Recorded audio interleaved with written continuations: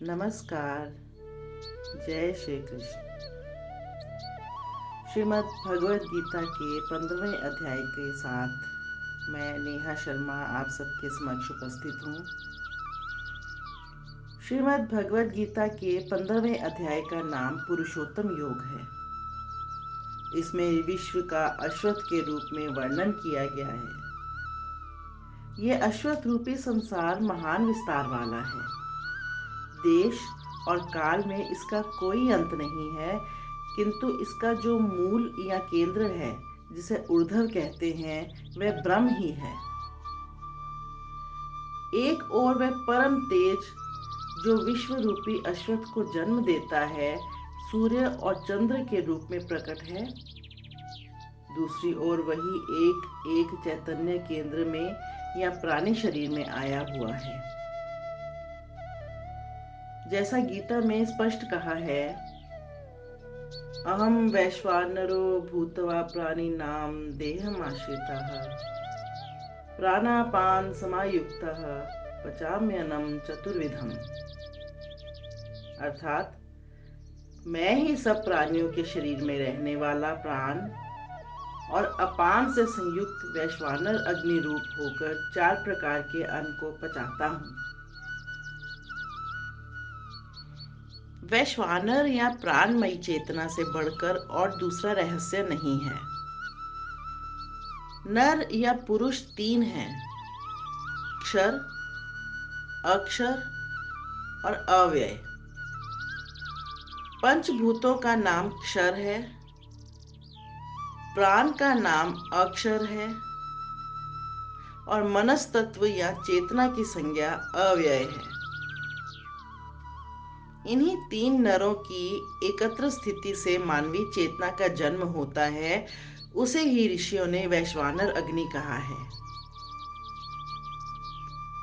इस अध्याय में संपूर्ण जगत के कर्ता हर्ता, सर्वशक्तिमान, सबके नियंता, सर्वव्यापी, अंतर्यामी, परम दयालु, सबके सुहृद, सर्वाधार, शरण लेने योग्य, सगुण परमेश्वर पुरुषोत्तम भगवान के गुण, प्रभाव और स्वरूप का वर्णन किया गया है।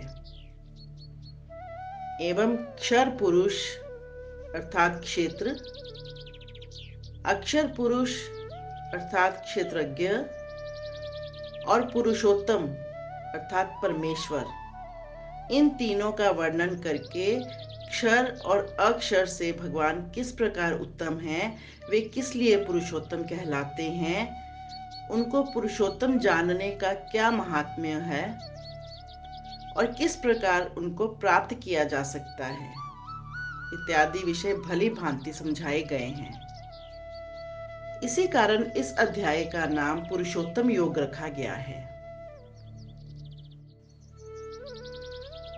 उस सगुण परमेश्वर पुरुषोत्तम भगवान के गुण, प्रभाव और स्वरूप का एवं गुणों से अतीत होने में प्रधान साधन वैराग्य और भगवत शरणागति का वर्णन 15वें अध्याय में किया गया है। श्री कृष्ण यहाँ पहले संसार में वैराग्य उत्पन्न कराने के उद्देश्य से संसार का वर्णन वृक्ष के रूप में करते हुए वैराग्य रूप शस्त्र द्वारा उसका छेदन करने के लिए कहते हैं। श्री भगवान बोले, आदि पुरुष परमेश्वर रूप मूल वाले और ब्रह्मा रूप मुख्य शाखा वाले जिस संसार रूप पीपल के वृक्ष को अविनाशी कहते हैं तथा वेद जिसके पत्ते कहे गए हैं, उस संसार रूप वृक्ष को जो पुरुष मूल सहित तत्व से जानता है, वह वेद के तात्पर्य को जानने वाला है। अर्थात ऊपर की ओर मूल वाले तथा नीचे की ओर शाखा वाले जिस संसार रूप अश्वत्थ वृक्ष को अव्यय कहते हैं और वेद जिसके पत्ते हैं, उस संसार वृक्ष को जानने वाला संपूर्ण वेदों का ज्ञाता है।